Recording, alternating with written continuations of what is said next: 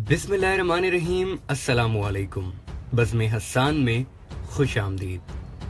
दोस्तों, आज की इस वीडियो में हम आपको सल्तनत उस्मानिया के एक ऐसे सुल्तान की दास्तान हयात से आगाह करेंगे कि जिन्होंने 2 मरतबा तख्तो ताज और बादशाहत को ठुकरा दिया, मगर अपनी अवाम और सल्तनत की खातिर हर बार वो गोशा नशीनी छोड़कर तख्त और सुल्तान की खिदमत सरअंजाम देते रहे।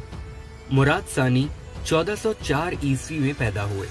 1421 ईस्वी में उनके वालिद सुल्तान मोहम्मद अव्वल का इंतकाल हो गया और वो 18 बरस की उम्र में सल्तनत उस्मानिया के छठे सुल्तान बन गए। इस नौजवान सुल्तान को तख्त नशीन होते ही मुश्किलात और खतरात से साबका पड़ा।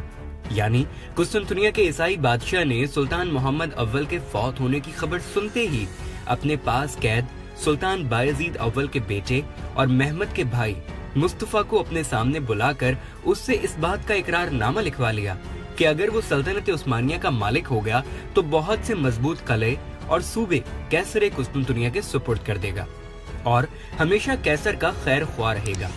इसके बाद कैसर कुस्तुनतुनिया ने अपने जहाजों में उसके साथ एक फौज सवार करके सबको सल्तनत उस्मानिया के यूरोपीय इलाके में उतार दिया ताकि वो सुल्तान मुराद खान के खिलाफ मुल्क पर कब्जा कर ले। चूंकि ये मुस्तफा अपने आप को सुल्तान मोहम्मद खान का भाई और बायजीद यल्दरम का बेटा बताता था और उसके दावे की तस्दीक या तकजीब नहीं हुई थी, लिहाजा बहुत से उस्मानी सिपाही उससे आ मिले और उसकी ताकत बहुत बढ़ गई। उसने शहरों शहर फतह करने शुरू कर दिए। सुल्तान मुराद खान सानी ने इन खतरनाक हालात को नजरअंदाज करना मुनासिब न समझकर बजाते खुद मुस्तफा का ताक़ुब करना जरूरी समझा और फौरन एशियाई कोचक में पहुंचकर उसको शिकस्त देने में कामयाब हुए। मुराद खान के मैदान जंग में उतरते ही तुर्की सिपाही, जिनको इस अरसे में मुस्तफा के दावे में झूठ और इफ्तरा का यकीन हो गया था, उसका साथ छोड़कर मुराद खान के पास आने लगे। मुस्तफा अपनी हालत नाजुक देखकर एशियाई कोचक से भागा और गैलीपोली में आकर थसली वगैरह पर काबिज हो गया। मुराद खान भी उसके पीछे गैलीपोली पहुंचे। यहाँ मौरके में उसको शिकस्त फाश देकर उसकी ताकत का खात्मा कर दिया। मुस्तफा यहाँ से इंद्रियानोपोल यानी इदरना की तरफ भागा ताकि दारुल सल्तनत पर काबिज हो जाए, मगर इंद्रियानोपोल में वो गिरफ्तार कर लिया गया और शहर के बीचों बीच में फांसी पर लटकाकर उसका खात्मा कर दिया गया।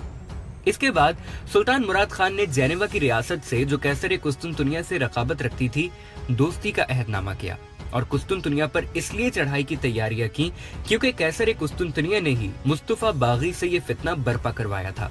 कैसर कुस्तुनतुनिया ने जब ये सुना तो उसने अपने सफीर सुल्तान की खिदमत में रवाना किए ताकि कसूर की माफी तलब करके आइंदा सुलह नामा जरा दब कर ले, लेकिन सुल्तान मुराद खान ने उन सफीरों को निहायत ही हिकारत के साथ वापस कर दिया और अपने दरबार में बारियाब न होने दिया। 1422 ईस्वी में 20,000 इंतखाबी फौज लेकर सुल्तान मुराद खान सानी कुस्तुनतुनिया के सामने आ मौजूद हुआ। बड़ी सख्ती और शिद्दत से शहर का मुहासरा कर लिया। खलीजी कुस्तुनतुनिया पर लकड़ी का एक पुल तैयार करके मुहासरे को मुकम्मल किया। शहर कुस्तुनतुनिया को फतह करना कोई आसान काम नहीं था, मगर सुल्तान मुराद खान ने ऐसे अज़्मो हिम्मत से काम लिया और मुहासरे में सुरंगों, मंजीकों, दमदमों, मुतहर्रिक मीनारों को इस तरह काम में लाया कि दम बदम फतह की उम्मीद यकीन से तब्दील होने लगी। इस दौरान मुहासरे में कैसर भी बेफिक्र न था। उसने एक तरफ तो मदाफत में हर किस्म की कोशिश शुरू की और दूसरी तरफ एशियाई कोचक में फसाद बर्पा कराने और सुल्तान मुराद सानी के लिए मुश्किलात पैदा करने की साजिशों में मसरूफ रहा।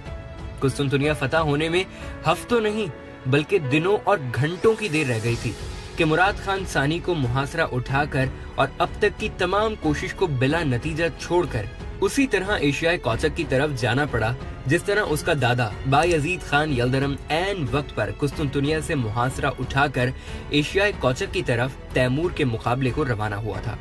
इसकी हकीकत कुछ इस तरह से है कि सुल्तान मोहम्मद खान जब फौत हुए तो उसने 4 बेटे छोड़े थे, जिनमें 2 तो बहुत कम उम्र और छोटे बच्चे थे और 2 नौजवान कहे जा सकते थे, जिनमें एक सबसे बड़ा मुराद खान सानी था जिसकी 18 साल की उम्र और दूसरा मुस्तफा नामी था जिसकी उम्र बाप की वफात के वक्त 15 साल थी।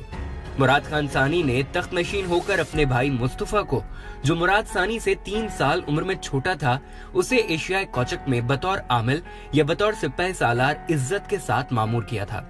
ऐसे में कैसर ने मुराद के भाई मुस्तफा को भड़काना शुरू किया।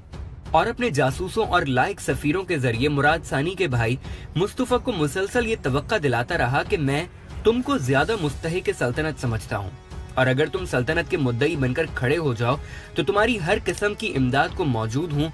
और आखिर वो अपनी इस कोशिश में कामयाब हो गया।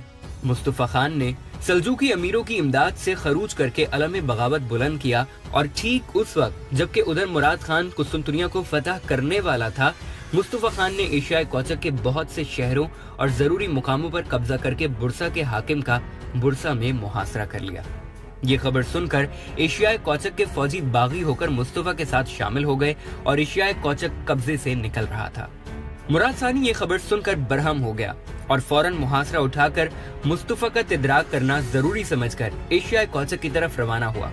मुराद खान सानी के एशियाई कोचक में पहुंचते ही फौज के अक्सर सिपाही मुस्तफा खान का साथ छोड़ छोड़कर मुराद खान के पास चले आए। मुराद खान की फौज ने मुस्तफा खान को शिकस्त देकर कत्ल कर दिया और इस तरह बहुत जल्द एशियाई कोचक का फितना काबू में आ गया।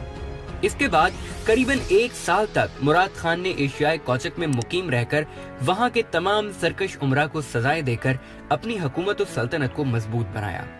बादिज़ां सर्बिया की आजादी को सुल्तान ने तस्लीम कर लिया। वहां के बादशाह जॉर्ज को बादशाह मानकर अपने हकूक शहनशाही उस पर से उठा लिए। वालेशिया का सूबा हंगरी को दे दिया।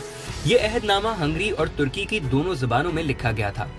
सुल्तान मुराद खान सानी और लीड सलास बादशाह हंगरी के उस पर दस्तखत हुए और दोनों बादशाहों ने कस्में खाई कि इस अहदनामे की पाबंदी को अहकाम मजहबी की तरह जरूरी समझेंगे। इस तरह 10 बरस के लिए सुल्तान मुराद खान सानी और ईसाइयों के दरमियान सुलह करार पाई। इसी दौरान सुल्तान के बेटे अलाउद्दीन की मौत ने सुल्तान को बेहद रंज में मुब्तला कर दिया। इस सुलहनामे की तकमील से फारिग होते ही सुल्तान मुराद खान ने ये समझकर कि अब 10 साल के लिए अमन अमान कायम रहेगा, उन्होंने सल्तनत को छोड़ देने का फैसला किया। चुनांचे उन्होंने अपने दूसरे बेटे महमद दोम को इंद्रियानोपोल में तख्त नशीन किया। महमद दोम चूंकि बहुत ही नौउम्र था, इसलिए तजुर्बेकार और बहादुर वजीरों और सिपह सालारों को उसका मुशीर बनाया और खुद एशियाई कोचक में जाकर दरवेशों और जाहिदों की मजलिस में शरीक हुए और गोशाए नशीनी की जिंदगी बसर करने लगे।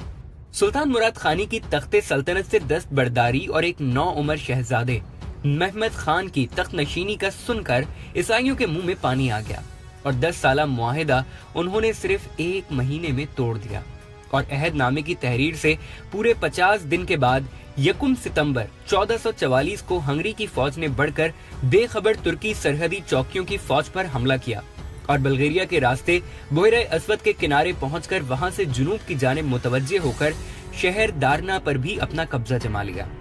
ईसाइयों की इस फौज कुशी और अहद शिकनी का हाल फौरन एशियाई कोचक में सुल्तान मुराद सानी, जो सल्तनत व बादशाहत को छोड़कर गोशाए नशीनी इख्तियार कर चुके थे, उन्हें इस तमाम सूरत हाल से आगाह कर इस्तदा की गई कि वो अपनी गोशाए नशीनी को तर्क करके सुल्तान का ओहदा संभालें और सल्तनत उस्मानिया को बचा लें। चुनांचा मुराद खान सानी बिला तामुल इद्रियानोपोल पहुंचे और वहां से अपने लश्कर के हमरा वारना पहुंच गए, जहां उनके और ईसाइयों के दरमियान बड़ी सख्त जंग हुई। इब्तिदा में ईसाई हावी रहे, लेकिन फिर एक मौके पर हंगरी के बादशाह लीड सलास और सुल्तान मुराद का आमना सामना हुआ। सुल्तान ने फौरन कमान में से एक तीर जोड़कर मारा, जिससे शाही हंगरी का घोड़ा जख्मी होकर गिर पड़ा और यनीसरी फौज के एक बूढ़े सिप्पे सालार ख्वाजा खैरी ने आगे बढ़कर लीड सलास का सर काट लिया और नेजे की अनी पर रखकर उस अहदनामे के साथ ही बुलंद कर दिया। शाही हंगरी के इस कटे हुए सर को देखकर ईसाई लश्कर में अबतरी और हलचल पैदा हो गई और वो तुर्क जो पसपा होते चले जा रहे थे अब हिम्मत करके आगे बढ़ने लगे और देखते ही देखते मुसलमानों ने ईसाइयों से मैदान खाली करवा लिया। इस फतह के नतीजे में सर्बिया और बोस्निया की रियासतें मुकम्मल तौर पर फतह हो गईं। बोस्निया के बहुत से मशहूर अमीरों ने खुशी से इस्लाम कबूल किया। इस मुहिम के बाद सुल्तान मुराद दोम ने एक बार फिर तख्त शहजादा महमद दोम के हवाले किया और गोशे नशीन हो गए। चूंकि शहजादा महमद दोम अभी भी छोटे ही थे, तो इस बार तुर्क फौज जनीसरी ने खुद ही झगड़ा शुरू कर दिया। लिहाजा सुल्तान मुराद दोम को दोबारा तख्त संभालने पर मजबूर किया गया। जैसे ही वो इंद्रियानोपोल पहुंचे, बागियों ने उनके सामने सर झुका दिया। इसके बाद सुल्तान मुराद दोम ने आखिरी सांस तक तख्त संभाला और अपनी बाकी जिंदगी जंगों और फतूहात में गुजार दी। तारीख ऐसे बादशाहों से भरी पड़ी है जिन्होंने तख्त छोड़ दिया और लोगों से अलग रहना शुरू किया। उनमें से कुछ ने दोबारा भी तख्त संभाल लिया, लेकिन कोई बादशाह ऐसा नहीं रहा सिवाय सुल्तान मुराद सानी के, जिसने 2 बार तख्तो सल्तनत को छोड़ा और जिक्र खुदा के लिए खुद को वक्फ किया, लेकिन हर बार हालात सल्तनत और अपनी जिम्मेदारी का ख्याल करते हुए उन्हें वापस आना पड़ा। उनका इंतकाल 1451 ईस्वी में उस वक्त हुआ जब उनकी उम्र सिर्फ 47 साल थी और उन्हें उनकी वसीयत के मुताबिक बुरसा में दफन किया गया। तो दोस्तों, आज की वीडियो में हमने सुल्तान मुराद खान दोम की असल तारीख आपके सामने पेश की है, लेकिन ऑटोमन किंग सीरीज अभी जारी है और इसकी अगली किस्त सबसे शानदार होने वाली है, क्योंकि अब जिस सुल्तान की तारीख हम आपके सामने पेश करेंगे वो और कोई नहीं बल्कि फातिह कुस्तुनतुनिया सुल्तान मोहम्मद फातेह है। तब तक के लिए बज़्म हसन से मलिक हसन और वीडियो एडिटर असद अब्दुल्ला को दीजिए इजाजत। फी अमानिल्लाह।